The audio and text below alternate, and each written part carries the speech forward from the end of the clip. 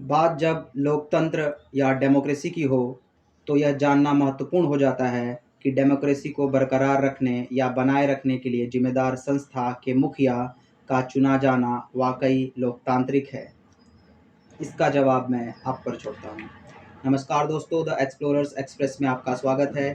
आज जानेंगे election commission of India के बारे में और चीफ इलेक्शन कमिश्नर के अपॉइंटमेंट के बारे में। तो दोस्तों, शुरू करते हैं इलेक्शन कमीशन ऑफ इंडिया से।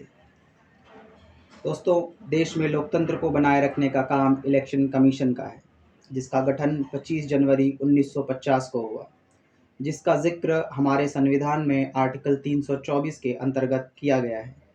यह एक स्वायत्त संवैधानिक संस्था है, जिस पर राष्ट्रीय और राज्य स्तर पर मुफ्त, निष्पक्ष और पारदर्शी निर्वाचन कराने का दारोमदार होता है। इलेक्शन कमीशन लोकसभा, राज्यसभा, राज्य विधानसभा, राज्य विधान परिषद, राष्ट्रपति एवं उपराष्ट्रपति के चुनाव के लिए निर्वाचन कराती है।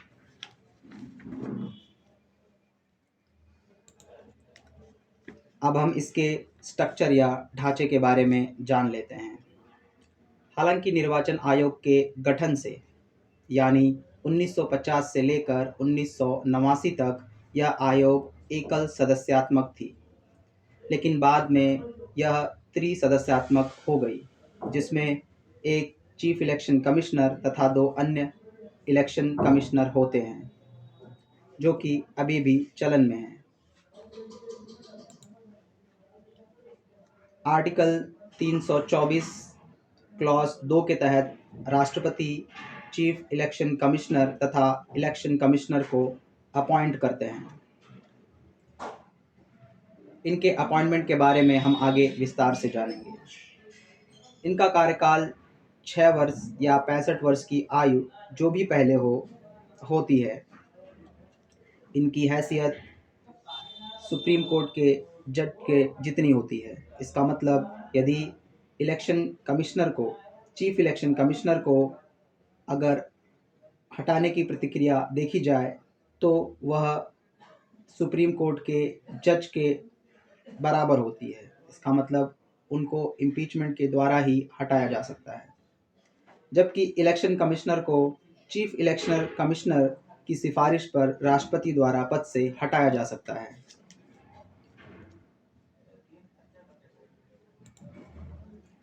निर्वाचन आयोग की शक्तियों के बारे में जान लेते हैं।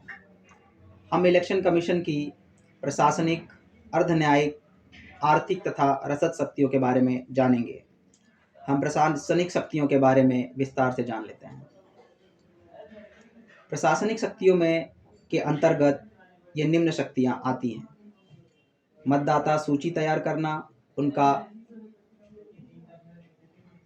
पूर्वालोकन करना, परिसमन आयोग के साथ मिलकर निर्वाचन क्षेत्र का परिसीमन करना, राजनीतिक दलों और उनके उम्मीदवारों के लिए आचार संहिता की निगरानी करना। आगे हम आचार संहिता के बारे में विस्तार से जानेंगे। राजनीतिक दलों को मान्यता प्रदान करना तथा उनके लिए निर्वाचित चिन्ह आवंटित करना, मतदान केंद्र की सुरक्षा और रसद की व्यवस्था करना। रसद का मतलब है यहाँ पे लॉजिस्टिकल इक्विपमेंट्स है, जैसे ईवीएम्स, वीवीपैट्स इत्यादि।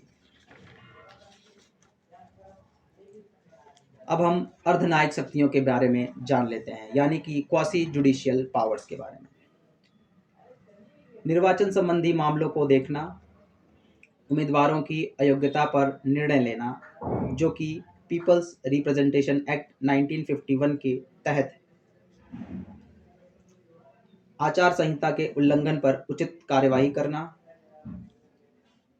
इत्यादि। आर्थिक एवं रसद शक्ति, फाइनेंशियल एंड लॉजिस्टिकल पावर्स, राजनीतिक दलों एवं उम्मीदवारों के निर्वाचन खर्चा को नियंत्रित करना, ईवीएम्स और वीवीपैट के निष्पक्ष इस्तेमाल को सुनिश्चित करना इत्यादि। दोस्तों, अब हम जान लेते हैं मॉडल कोड ऑफ कंडक्ट या आचार संहिता के बारे में। दिशा निर्देशों का वह समूह जो राजनीतिक दलों एवं उम्मीदवारों को निर्वाचन के पूर्व नियंत्रित करता है, आचार संहिता कहलाती है। आचार संहिता निर्वाचन की तारीख की घोषणा से लेकर निर्वाचन प्रक्रिया पूरी होने तक जारी रहती है। इसमें निम्न नियम शामिल हैं। पहला, द्वेषपूर्ण भाषण को रोकना। दूसरा, धार्मिक प्रचार को रोकना। सरकारी विज्ञापन को सीमित करना। सरकारी मशीनरी के गलत इस्तेमाल को रोकना इत्यादि। दोस्तों, अब हम जान लेते हैं चीफ इलेक्शन कमिश्नर की नियुक्ति की प्रक्रिया को।